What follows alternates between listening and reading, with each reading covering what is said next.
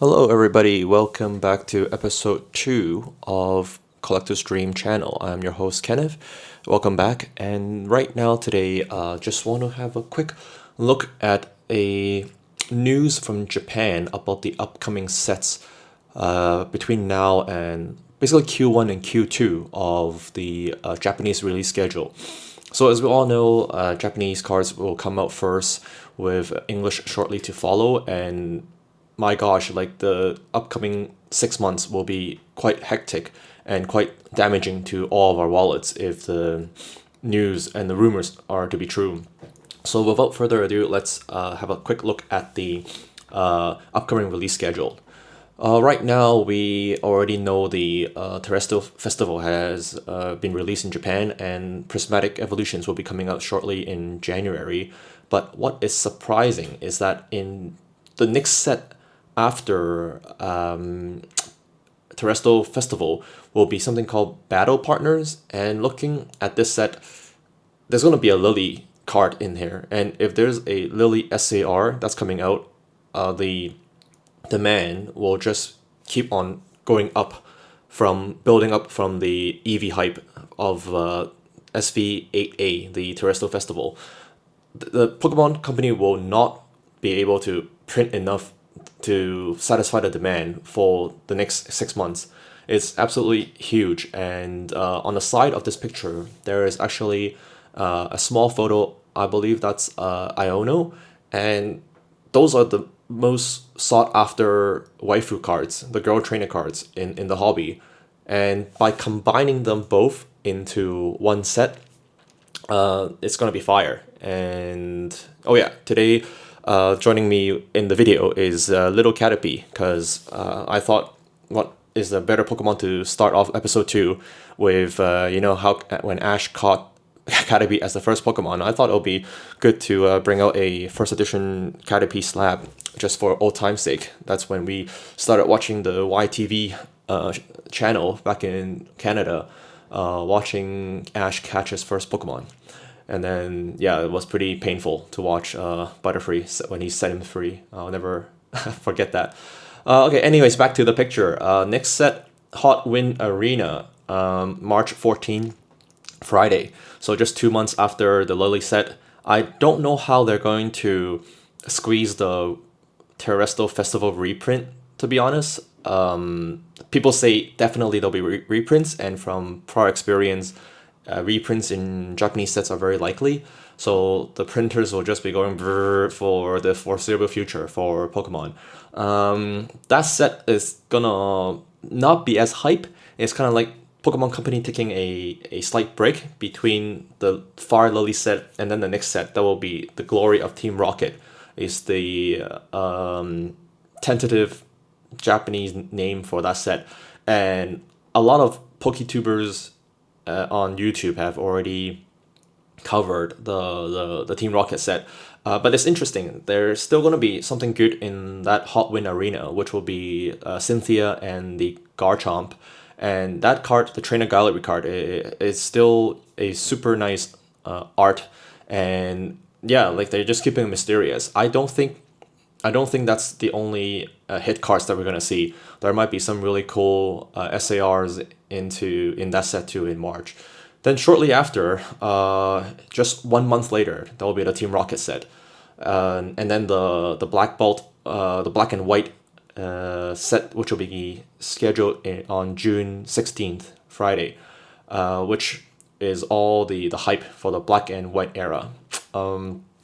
Looking at this trajectory for the Japanese release schedule, it makes me wonder how I'm going to have enough money to invest into all of this, because we're counting, and not to mention there's a bit of a restock on the Japanese 151, and as we all know, that set is a stable in the SV era, doing very well for both English and the US. Although the market price right now for the Japanese 151 is sitting at around $100 US, and I got in above that. I think my average cost would be about like 120, and I did even buy in at the 150 range, and it was gonna take a while for that to creep back up.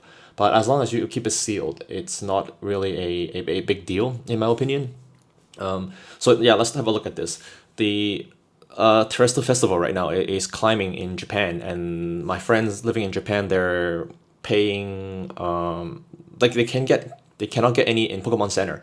I was in Japan last week, and they limit 2 packs for at the Pokemon Center for you to buy. You cannot buy a box, obviously, and when you're at the Pokemon Center, they cut the wrapper, the shrink wrap, to prevent scalpers from reselling it. So the demand is huge, and you only got 2 packs. So I lined up twice.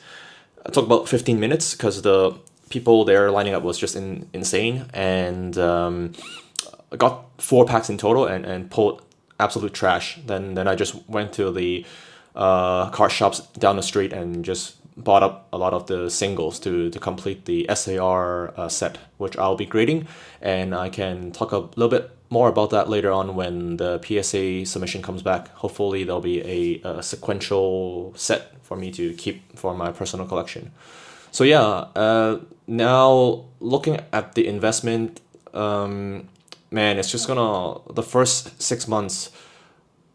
If you need to collect Japanese and English both sets, and you want to keep it sealed like this, you're gonna risk losing, your marriage. Like, I'm not even joking.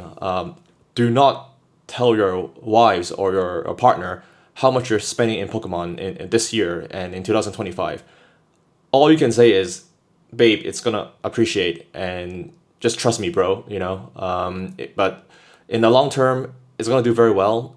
Even if you rip the packs for entertainment purposes, or to chase the grail, I think the hobby is in such good hands right now, and the Pokemon Company has done it once again.